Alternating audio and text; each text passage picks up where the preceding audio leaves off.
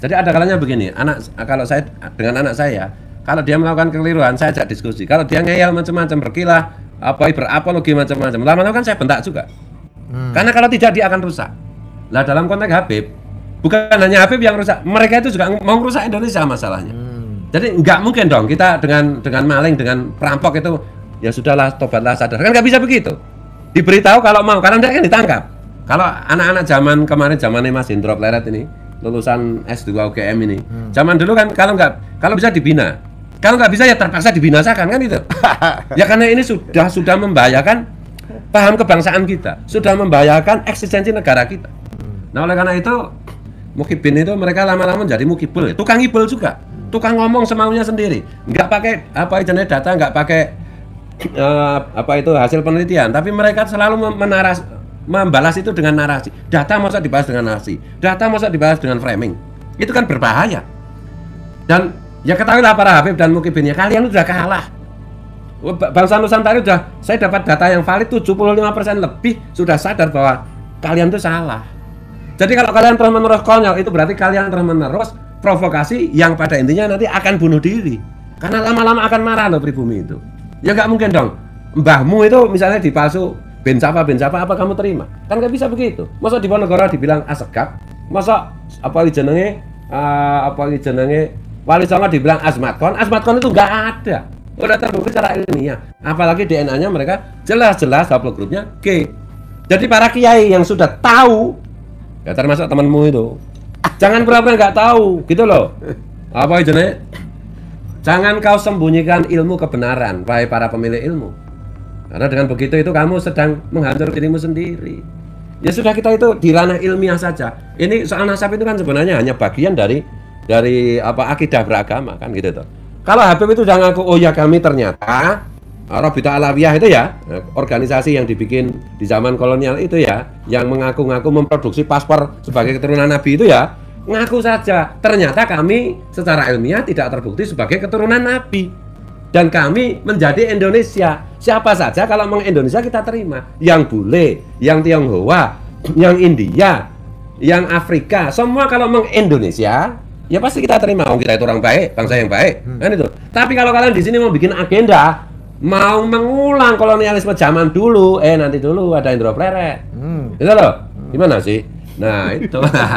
Cuma kalau apapun dari kelompok manapun, atas nama apapun, termasuk atas nama agama, termasuk atas nama klaim nasab yang palsu, kalau sudah membahayakan kehidupan bersama, kalau sudah membahayakan kehidupan berbangsa dan bernegara, maka saya lawan habis-habisan. Saya tidak pernah kompromi. Bang Hendro Pleret pasti tahu persis bagaimana sikap saya terhadap Pancasila kan itu. Karena mbah saya itu dulu setor sapi pirang-pirang pendak bengi dibelah untuk para pejuang yang ngepos di pondoknya Simbae. Ya kan itu. Komarudin itu kan keponakan sekaligus santrinya kakekku. Pak Air Farudin yang ketua Muhammadiyah itu juga keponakan dan sekaligus santri kakekku. Kalau yang kiai NU nggak usah sebutkan lah, namanya pesantren ya pasti memproduksi KNU kan itu banyak sekali. Jadi keindonesiaan ini Pancasila, Bhinneka Tunggal Ika, ini kan sudah menjadi konsensus nasional yang waktu itu disepakati oleh ulama-ulama yang nggak ecek-ecek, yang jauh lebih canggih, lebih cerdas, lebih pintar daripada ulama-ulama hari ini yang cuma tukang dawir, tukang cari amplop aja. Kan itu. Kayak Hadratus Syekh Hasyim Asngari misalnya. Kemudian dari Muhammadiyah siapa? Kasih Ahmad Dahlan. Bukan yang ikut merumuskan konsensus nasional itu loh. Ki Bagus, siapa itu? Ya agak lupa lah ini, agak lama nggak dipelajari lagi. Orang Muhammadiyah, orang NU udah sepakat bahwa Pancasila, Bhinneka Tunggal Ika, NKRI, kemudian Undang-Undang Dasar waktu itu Undang-Undang Dasar 45 itu adalah menjadi kesepakatan suci. Kalau kita orang beriman, apapun agamanya, wajib hukumnya menepati, mentaati, setia menjaga konsensus suci ini. Karena dalam Al-Quran itu orang yang suka merusak perjanjian suci itu hanyalah orang-orang yang kafir. Mau ngaku Islam, KTP-nya Islam, setiap hari tahajud, kalau mau melawan Pancasila artinya dia kafir. Karena dia melanggar konsensus yang sudah kita sepakati. Nah ini banyak Ustaz nggak paham itu. Ngajinya baru kemarin sudah ceramah ke sana kemarin bilang hukum Islam yang mana? Islam cap apa itu? Makanya tadi malam saya sempat karena ada Profesor Hendy Subiakto gitu. Jadi kan beliau kan artinya dikenali sebagai intelektual yang Muhammadiyah lah. Kegelisahan saya itu begini, sebagaimana jenengan dulu gelisah. bahwa tokoh-tokoh agama hari ini itu gagal menjadi duta akal. Agama ditampilkan tidak masuk akal gimana sih? Karena semua nabi itu melawan doktrin yang tidak sesuai dengan akal. Itu semangat para nabi, semangat profetik, semangat kenabian semua begitu. Menjebol semua doktrin, mendorong masyarakat untuk berpikir kritis, untuk berpikir rasional, untuk berpikir berdasarkan akal sehat. Lah hari ini agama ditampilkan dengan nggak karu-karuan kayak gitu. Wah, ini kan berbahaya. Apalagi ya itu silakan saja kalau mau dilanjutkan. Tapi jangan bikin gara-gara di negara saya. Loh, ketika itu membahayakan kehidupan berbangsa dan bernegara kita, saya wajib berteriak karena saya warga negara Indonesia. Saya haplogrupnya O, putra asli Nusantara dari garis laki-laki, meskipun saya keturunan Wali Songo dari garis ibu. Nah itu, ini harus saya tegaskan. Dan masalahnya bukan sekedar nasab, masalahnya bahwa klaim nasab palsu itu telah mereka gunakan dalam upaya untuk mengokupasi Nusantara. Itu bahayanya. Ya. Ya. Dan apa yang disampaikan Gus Fuad ini, beliau ini sudah tes DNA internasional. Dan jujur saya ngomong, nggak usah bilang J1 masuk. Oh, itu loh. Ini pada tanya, itu loh. Coba semua data juga saya fair kan, saya tampilkan semua, saya publish semua kan. Nggak ada yang saya sembunyikan. Jujur aja kenapa sih? Jujur pun kalau membahayakan Pancasila tetap tak lawan, apalagi nggak jujur untuk menghancurkan Pancasila. Ya itu komitmen saya, Bang. Oke. Terus ini berarti Mbak Yayu juga ngikutin ini ya, diskusi tentang nasab palsu para Habib. Ya, otomatis. Gimana Mbak Yayu menurut Mbak Yayu? Menurut pribadi saya, apa ya? Kalau memang Habib itu bagus istilahnya, dia orangnya mengajarkan bagus, ya seperti yang normal, jujur. Imam jujur, ya baguslah, kenapa tidak kan? Dan kiai juga ya otomatis ya. Tapi kebanyakan yang saya lihat memang saya melihat dari sekarang kan sudah ada medianya kan, yang omongannya yang kasar lah, yang itu memang mungkin atau diri saya itu kurang setuju lah. Kalau memang dari dulu kan kalau kiai bukannya saya terus tapi bukannya terus kiai yang benar atau apa, saya belum tahu ya ini yang benar yang mana, salah yang mana ya. Tapi untuk saya sendiri saya lebih suka dan saya menghargai kiai-kiai yang yang halus begitu loh, kiai yang halus. Makanya ya kiai yang halus, yang ngajarin agama yang halus lah, jangan terlalu ini benar itu maksudnya kita kan hidup ini kan mempelajari semua.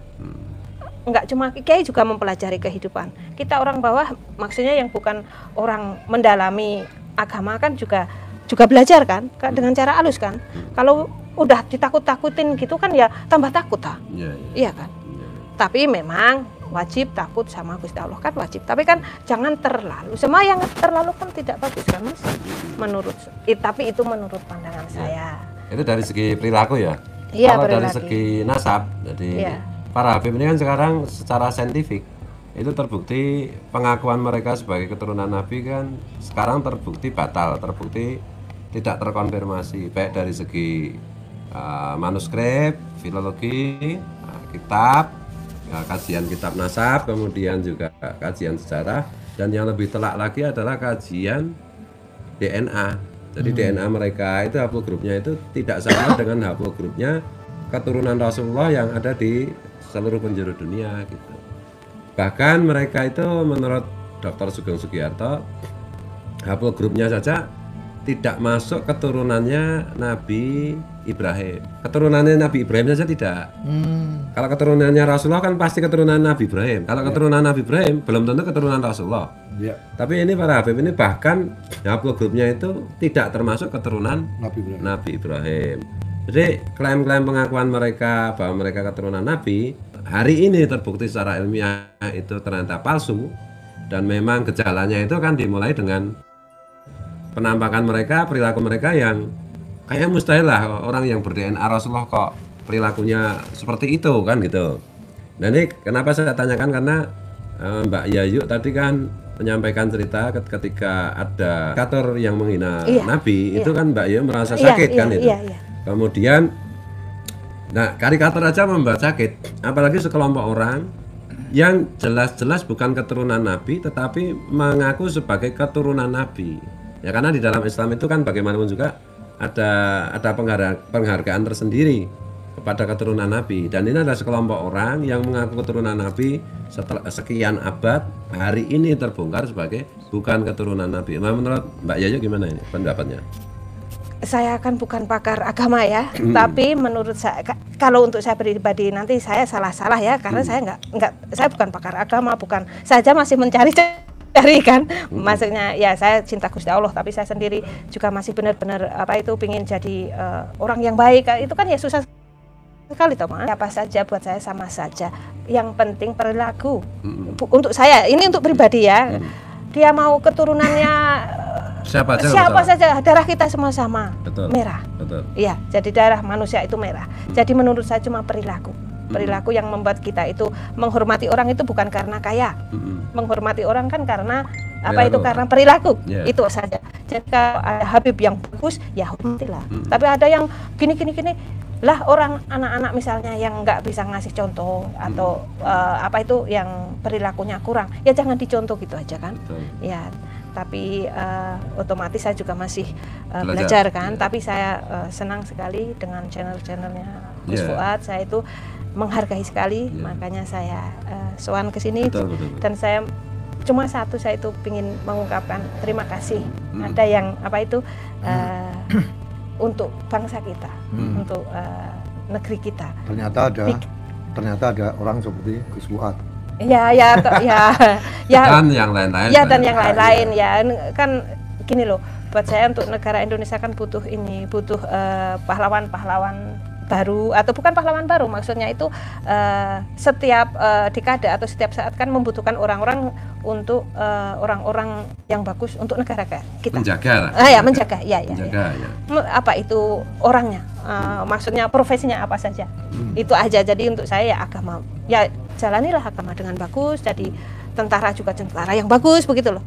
Ya kan. Kalau tentang agama saya kan masih nol. Betul. Saya jadi masih belajar, masih banyak kekeliruan. Saya pengen menggarisbawahi ini Mbak Yaya. Jadi kita itu keturunan siapa saja, DNA kita itu kemana saja, itu tidak masalah selagi perilaku kita baik gitu. Dan secara tidak langsung itu Mbak Yaya itu kalau boleh saya simpulkan itu memberi saran lah kepada para orang siapa saja yang mengaku keturunan Nabi yang sekarang ternyata terbukti bukan keturunan Nabi. Bahwa ya sudah ngaku saja bukan keturunan Nabi kan selesai. Yang penting perilakunya baik.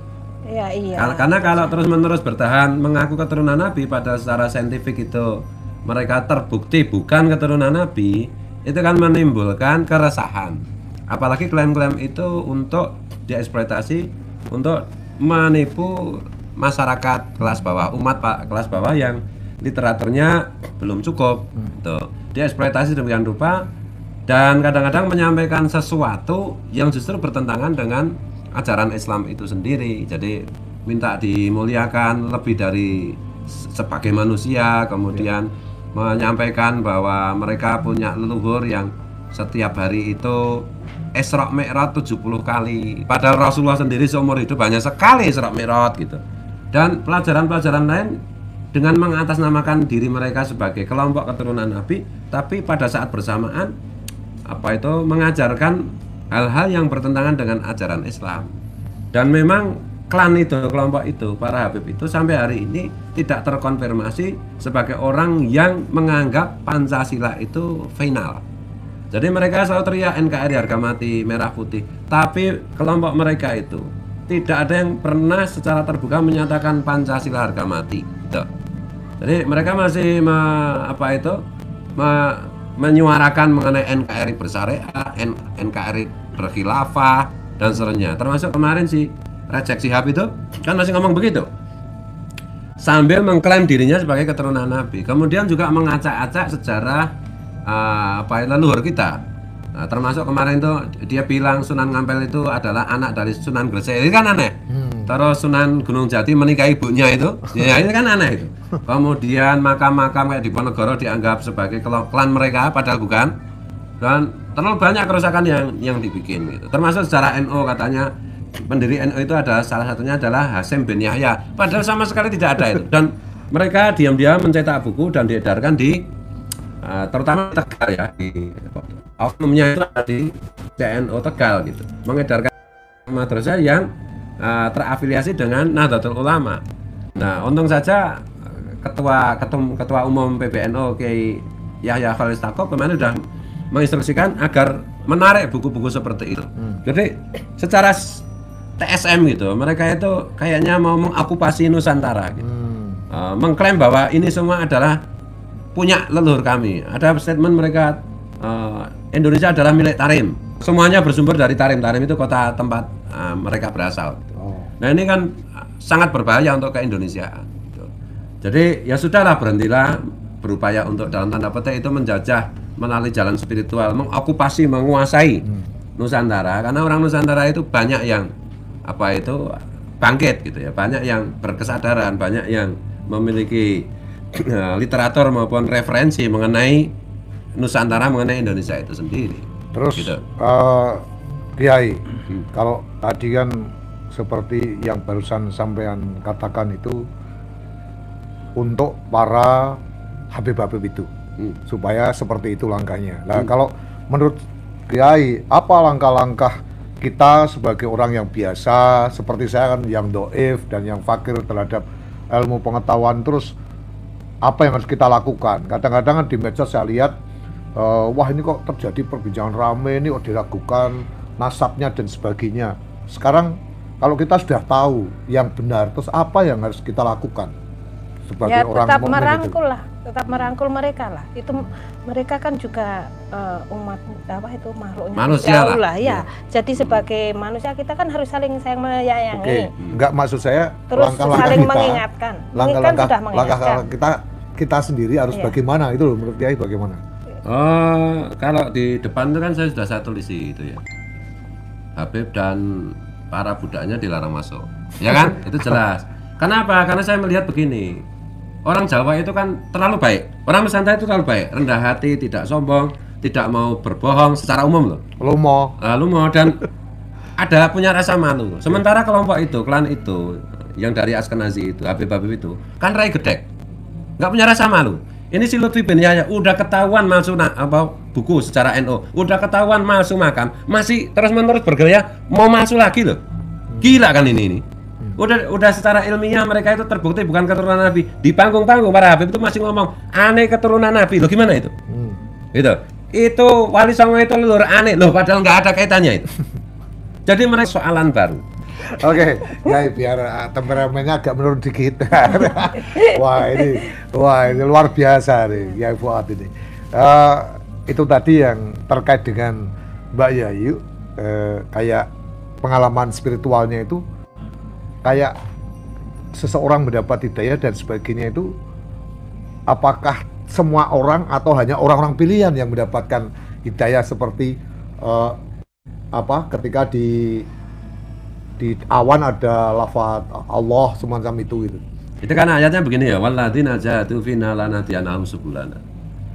Orang-orang yang bersungguh-sungguh mencari jalanku, jalan Allah, jalan menuju Allah itu. Jalan kami, jalan menuju Allah. Kalau memakai dhamir nahnu itu kan artinya kan Allah melibatkan makhluknya kan itu. Walladzina jahadu fina lanahdiyanahum subulana. Siapa yang mencari, yang secara bersungguh-sungguh bermujahadah untuk mencari jalan menujuku, jalan mengenalku, jalan ma'rifatullah. Lanahdiyanahum subulana, sungguh sangat aku berjanji untuk memberikan hidayah kepada mereka semua, banyak cara, banyak jalan. Gitu.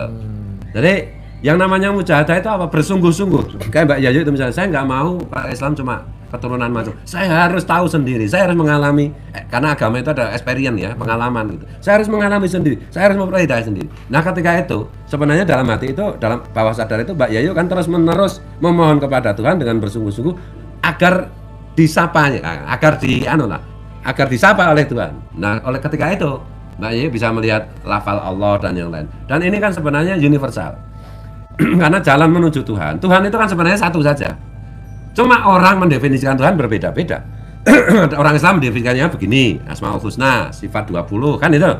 Kemudian mungkin orang kelompok Nasrani berbeda juga, kelompok Yahudi berbeda, Hindu berbeda, Buddha berbeda, Konghucu berbeda dan seterusnya. Misalnya Pak Indro, ada yang saya manggilnya Pak Indro, ada yang siapa sih Mas Butet manggilnya Pleret, ada yang manggil siapa lagi. Mas Bos misalnya, ada yang manggil lagi siapa, kan tetap sama aja. Ada juga yang mau Pietong. Nah, tuh kan itu. Itu panggilan Toyibah itu maksudnya. Nah, karena pengalaman Mbak Ye itu sedikit banyak ada samanya dengan yang saya alami sendiri. Jadi ada di masa-masa di mana mulai SMA kelas 3 SMA sampai kuliah 2-3 tahun itu saya mencari Tuhan, dan saya sempat ateis, sempat Hindu, sempat Buddha, cuma untuk saya yang pas, yang cocok Islam. Tapi mungkin untuk saudara saya, teman saya yang cocok, yang pas Katolik. Ya silakan saja. Saya meyakini bahwa yang pas, yang paling cocok untuk saya adalah Islam. Tapi saya menghargai sekali teman saya yang beragama Katolik, Hindu, Buddha. Karena di sini itu ada santri cabang Katolik, ada santri cabang Hindu, ada santri cabang Buddha, ada santri cabang Protestan, ada santri cabang agnostik. Jadi semua di sini, bahkan ateis pun bisa saya terima. Iya. Ya biasanya yang ateis, yang agnostik itu biasanya itu bule. Yang bule. Jadi kan kita punya banyak santri bule juga, Mbak. Jadi kalau misalnya yang agnostik di sini atau yang ateistik ateis gitu. Dan di sini mereka bisa kerasan, bisa menginap seminggu 2 minggu dan tidak masalah, dan terus menerus kalau ke Indonesia pasti mampir. Artinya pasti datang lah. Ya karena saya bisa menerima semua keyakinan. Damai itu memang yang dibutuhkan itu. Iya, dan saya sebagai orang Islam itu meyakini bahwa orang Islam itu harus menghargai, bahkan melindungi agama apapun, keyakinan apapun, bahkan terhadap orang yang ateis sekali. Betul. Ya kalau saya gitu. Luar biasa ya. Luar biasa. Ya. Ini udah semakin cerah tuh Mbak Yayu. Semakin cerah ya karena ada lampunya. Apalagi kalau begini lebih cerah. Wah, non sewu ya. Saya nggak berani bilang, ayo jelas ngono lah. Baik, pemirsa, luar biasa apa yang disampaikan oleh Gus Fuad ini, dan saya percaya bahwa semuanya tanpa saya harus menggarisbawahi bold dari apa yang beliau sampaikan sudah jelas. Yang jelas saya akan segera mengakhiri live ini, tetapi tolong nanti ditranslate ke bahasa Belanda ya. Nah, saya minta itu, dan nanti akan diedit oleh teman-teman semuanya. Pemirsa, terima kasih sekali Anda sudah menyaksikan Gus Fuad Channel. Semoga yang ada di dalam ini menjadi ilmu-ilmu yang sangat bermanfaat bagi kita semuanya. Amin. Selamat malam. Assalamualaikum warahmatullahi wabarakatuh. Silahkan diterjemahkan bahasa Belanda. Yang keras ya, kameranya di sana. Oké, ja. Dank jullie wel om te kijken en om te luisteren en gewoon samenleven in vol met liefde voor iedereen. Salam Pancasila. Salam Pancasila. Pancasila Jaya. Pancasila Jaya. Merdeka. Merdeka.